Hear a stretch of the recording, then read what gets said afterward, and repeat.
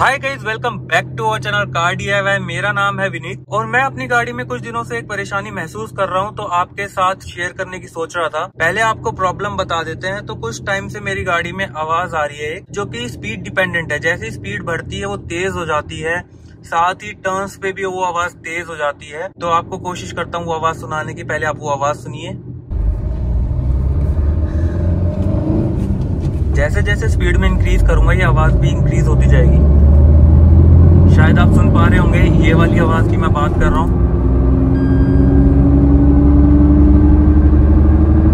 गाड़ी को न्यूट्रल कर रहा हूँ, अब सुनिए आप।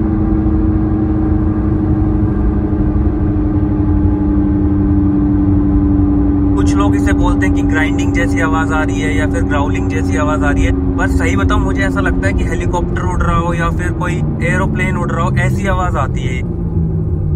और जैसे कि मैं आपको बोल रहा था कि इस आवाज में एक चीज ये है खास कि जैसे आप थोड़ा टर्न लेंगे ना, कोशिश करेंगे, तो शायद आप सुन पा रहे हो, ये ऐसे जैसे टर्न लेते हैं ना तो ऐसे कच कच कच की आवाज तेज हो जाती है। देखो मैं दोबारा दिखाता हूँ। तो इनिशियली मुझे ये तो समझ में आ गया कि आवाज से कि भाई जो मेरी गाड़ी के बियरिंग है वो फॉल्टी है, मतलब हमारी गाड़ी के बियरिंग खराब हो गए हैं, क्योंकि ये आवाज़ जो है जनरली बैड बियरिंग से ही आती है।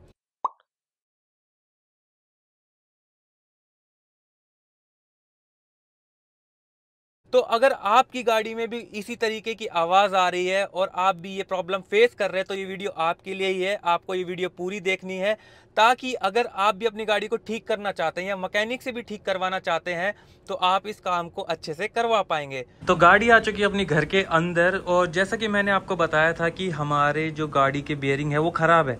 बट आपको कैसे पता लगेगा कि कौन से व्हील का बियरिंग ख़राब है? मुझे अपनी गाड़ी में लग रहा है कि भाई मेरी जो गाड़ी है उसके जो फ्रंट व्हील हैं उसके बियरिंग खराब है, क्योंकि जब टर्न ले रहे थे तब भी आवाज़ कर रहे थे। बाकी कैसे चेक करते हैं वो मैं आपको अभी बताता हूँ। पहले हम जैक से अपनी गाड़ी को लिफ्ट कर लेंगे और फिर लगा देंगे हम जैक स्टैंड पर। ये सब करने से पहले मैंने अपनी गाड़ी में लगा दिया है हैंड ब्रेक, साथ ही यहाँ पे मैंने एक पत्थर का टुकड़ा भी लगा दिया है रियर व्हील के पीछे। अभी टायर नहीं खोले हैं, जब टायर खोलेंगे तो टायर इसके नीचे ही डालेंगे गाड़ी के हम, सेफ्टी के लिए। तो अब आते हैं इंटरेस्टिंग पार्ट पे। मैं आपको बताऊंगा कि कैसे आप चेक कर सकते हैं एग्जैक्टली कौन से व्हील का बियरिंग खराब है। तो इसको देखने के दो तरीके हैं। एक तो आप व्हील को स्पिन करके देखिए कि कोई आवाज आ रही है या नहीं आ रही। तो ऐसा सच मुझे कोई आवाज नहीं आ रही, और थोड़ा सा फास्ट आप इसको मूव कर सकते हैं और इसमें आप चेक करें कि प्ले है या नहीं।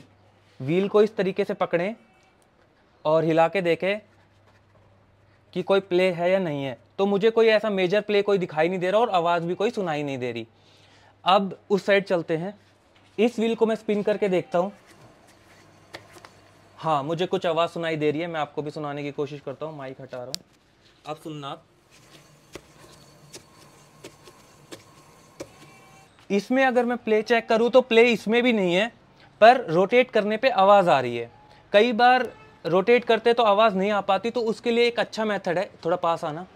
ये हमारा स्प्रिंग है, सस्पेंशन का स्प्रिंग। इस पे हाथ लगाइए और इसको रोटेट करिए और इसमें आपको ना तुरंत वाइब्रेशन महसूस हो जाएगी, जबकि वो दूसरी साइड का हमारा बियरिंग बिल्कुल सही था। तो इसमें अगर मैं हाथ रख रहा हूँ और इसको रोटेट कर रहा हूँ तो मुझे कोई भी वाइब्रेशन महसूस नहीं हो रही। तो ये मुझे काफ़ी अच्छा मेथड लगा पता करने का कि भाई कौन सा बियरिंग हमारा ख़राब है। तो डेफिनेटली हमारा फ्रंट का लेफ़्ट साइड का बियरिंग ख़राब है, बट मैं दोनों चेंज करने वाला हूँ आज, क्योंकि ये सेट में ही चेंज करना बेटर रहता है। तो ग्लव्स पहन लेते हैं, बिकॉज सेफ्टी फर्स्ट।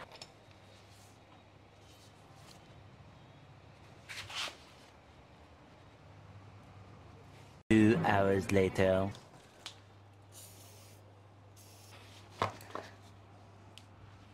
WD-40 डालने के बाद हमारे नट खुल पाए हैं, वो भी इस रोड की हेल्प से।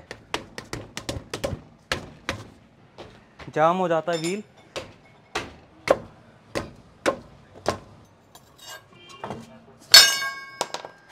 ये दो टायर रिमूव करने में मेरी हालत देख लो, बट फाइनली अब ये बाहर आ गया है तो हम आगे का काम कर सकते हैं। इसको नीचे डालते हैं गाड़ी के। ये है अपना ब्रेक कैलिपर। ब्रेक कैलिपर पे हमारे 2 बोल्ट हैं, एक यहाँ पे है और एक ये नीचे की तरफ है। ये हमें रिमूव करना है। ये टाई रोड एंड है हमारा, इसको रिमूव करना है और यहाँ से ये 2 बोल्ट रिमूव करने हैं। नीचे से ये कंट्रोल आर्म का नट खोलना है ताकि हमारा जो ये नक्कल है, नक्कल निकाल सके। नक्कल से फिर हम ये ब्रेक डिस्क या ब्रेक रोटर जिसे बोलते हैं वो हटाएंगे। उसके बाद हमें एक्सेस मिलेगा हमारे बियरिंग का। और एक चीज़ और इम्पॉर्टेंट है, यहाँ पे देख सकते हैं ये है हमारा एक्सेल का नट। ये जो नट है ये स्टेक्ड है, यहाँ से ये ठुका हुआ है ताकि ये निकले ना। तो पहले हमें इसे थोड़ा खोलना पड़ेगा और फिर इस नट को हम रिमूव करेंगे। तो ये काम हम कर लेते हैं। सारे नट और बोल्ट के पार्ट नंबर डाल दिए आप लोगों के लिए, मज़े करो।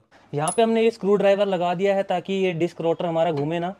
32 नंबर का सॉकेट हम यूज़ करने वाले हैं, बट ये जो नट है ये बहुत टाइट होता है तो मैं हेल्प लूँगा।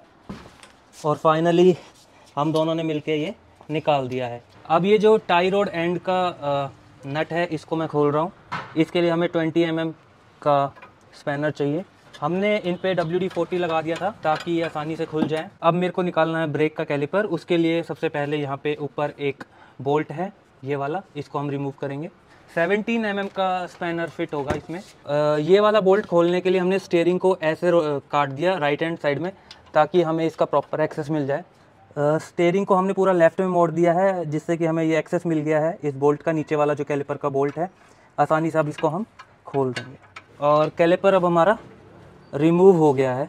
ये मेरा कैलिपर है, इसको यहाँ से मैं रिमूव कर देता हूँ। पर इसको हमें ऐसे ही नहीं छोड़ देना है क्योंकि इसकी होज़ है और होज़ हो जाएगी डैमेज अगर मैंने इसको ऐसे ही लटका दिया। तो हमने कुछ इस तरीके से केबल टाई से इसको लटका दिया है ताकि इसकी जो होज़ है वो ख़राब ना हो।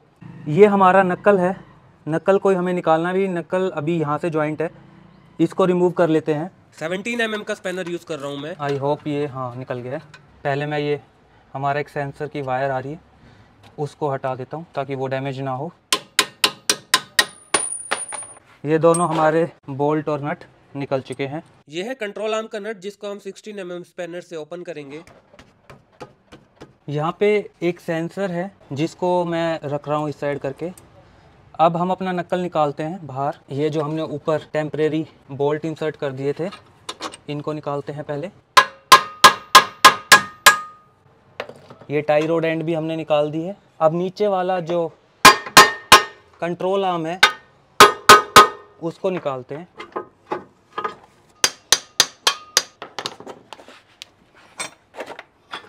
तो फाइनली हमने दोनों रोटर नक्कल निकाल लिए हैं। पर मैं आपको दिखाना चाह रहा था कि कैसी आवाज़ आती है बियरिंग से जब वो ख़राब हो जाता है। ये स्मूथली नहीं घूम रहा है और साथ ही आवाज़ कर रहा है, जबकि राइट साइड वाला हमारा बिल्कुल ठीक था। तो आप देखिए कोई भी आवाज़ नहीं कर रहा है वो और आराम से घूम भी रहा है। तो हमें जाना होगा प्रेस शॉप पे जहाँ पे वो इस पुराने वाले बियरिंग को निकालेंगे हाइड्रोलिक प्रेस की हेल्प से और नया वाला बियरिंग डाल देंगे। तो नक्कल को रोटर से अलग करने के लिए हमें यहाँ पे 2 फिलिप्स हेड स्क्रू दिए गए हैं पर ये मुझसे खुल नहीं रहे हैं। और बियरिंग के पीछे होती है एक सर्कल क्लिप या फिर स्नैप रिंग भी बोलते हैं इसको। तो केयरफुली इसको प्रेस करना है और उसके बाद इसको रिमूव करना है। तो ये होती है हमारी स्नैप रिंग। तो इन स्क्रूज़ को खोलने के लिए इनको थोड़ा सा ठोकना पड़ता है, उसके बाद ये आराम से खुल जाते हैं। इसके बाद हमने रोटर को नक्कल से अलग कर लिया। फिर हमने एक पिन ली और हैमर से स्ट्राइक करके हब को नक्कल से अलग कर दिया।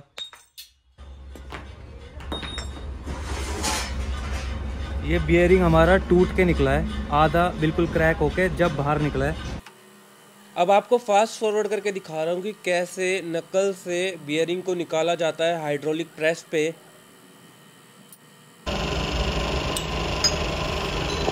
ये है बियरिंग और ये है हमारा नया बियरिंग। बियरिंग का पार्ट नंबर और एमआरपी आप स्क्रीन पे देख सकते हैं। नए बियरिंग को एक बार पुराने बियरिंग से कंपेयर करके तसल्ली कर ली कि भाई हाँ नया वाला बियरिंग बिल्कुल ठीक है।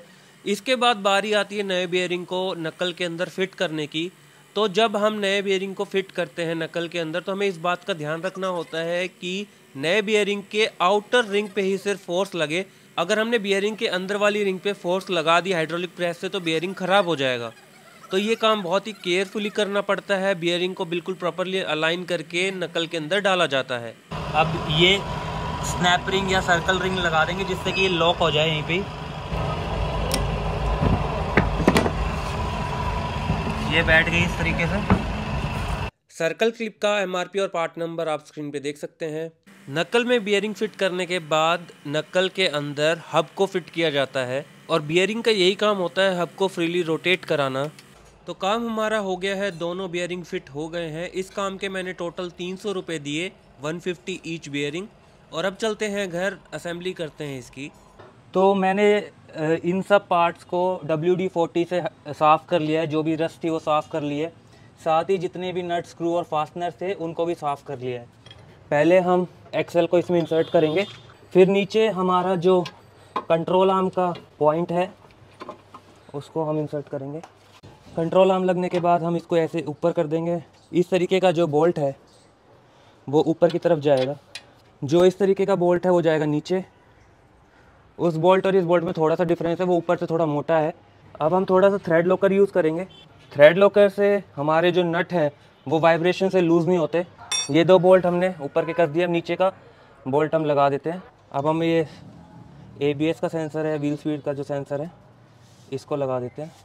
यहाँ पे जो 2 स्क्रू हैं इसको अलाइन करते हुए यहाँ पे इस तरीके से लगाना है। अगर आप नकल और रोटर को एक साथ इंस्टॉल करने की कोशिश करेंगे तो काफ़ी डिफ़िकल्ट हो जाता है उसे लगाना। तो बेटर है पहले आप नकल लगाएं और उसके बाद रोटर इंस्टॉल किया जाए। अब हम लगाएंगे इसका कैलिपर। इसी तरह एक बार नीचे वाला भी लगा लेता हूँ। आउटर टाई रोड एंड ये वाला, इसको टाइट करना है। बट इसका जब हम नट टाइट करेंगे तो ये भी हमारे घूम रहा है, तो इसके लिए हमें नीचे से प्रेशर देना पड़ेगा। उसके लिए मैं जैक लगा रहा हूँ नीचे से प्रेशर देने के लिए। सब हो गया है। अब वॉशर लगाना है बीच में, और ये जो हब नट है, एक्सेल नट है, इसको लगाना है।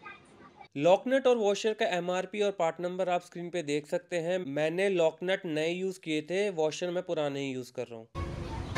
अब एक चीज़ मैं यहाँ पे रेज करना चाहूँगा। हम बहुत सारी वीडियोस देखते हैं जो बाहर की होती हैं, जहाँ पे लोग काम कर रहे होते हैं और उन्हें एग्जैक्ट पता होता है कि कौन सा नट कितना टाइट करना है। अब मेरे को हमेशा जब भी मैं नट टाइट करता हूँ मुझे लगता है यार मैं कितना टाइट करूँ, क्योंकि आपको पता होगा कि लूज छोड़ना भी नट सही नहीं है और ओवर टाइट करना भी सही नहीं है। बट दिक्कत मेरे साथ ये है कि हमारे पास इंडिया में कोई सर्विस मैनुअल नहीं होती जहाँ पे लिखा हो कि इसका पर्टिकुलर कितना टॉर्क है, मेरे को कितने टॉर्क पे बंद करना है। अब मेरे साथ समस्या है कि मुझे ये नहीं पता कि ये वाला जो नट है कितना टॉर्क पे मुझे टाइट करना है। अब मुझे अंदाजे से करना पड़ेगा, ये चीज़ मुझे सही नहीं लगती। जबकि बाहर लोगों के पास सर्विस मैनुअल होता है, उसमें एग्जैक्ट दिया होता है कि ये वाला जो नट है ये इतने टॉर्क पे बंद होगा। तो आप टॉर्क रेंच यूज करके उसे उतने टॉर्क पे बंद करो, आपका खुलने में भी आसानी और बंद भी प्रॉपर होता है। तो ये चीज़ है जो मैं रेज करना चाह रहा था। आपके क्या व्यूज हैं इस पॉइंट के बारे में, मुझे जरूर बताना कमेंट सेक्शन में। तो अब आप देखिए ये जो नट है मैंने लॉक कर दिया है, पास से दिखा देता हूँ आपको।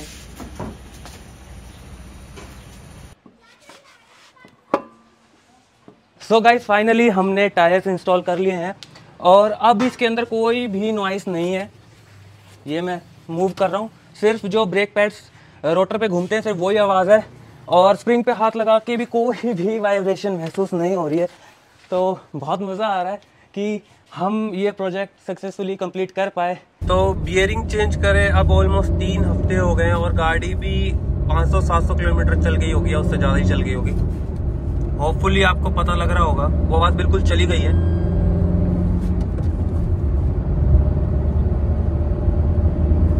न्यूट्रल कर दी अब गाड़ी, कोई आवाज़ नहीं है। अब जैसे पहले जिगजैग करी थी हाई स्पीड पे तो आवाज़ आ रही थी, अब करके देखते हैं अब आ रही है नहीं।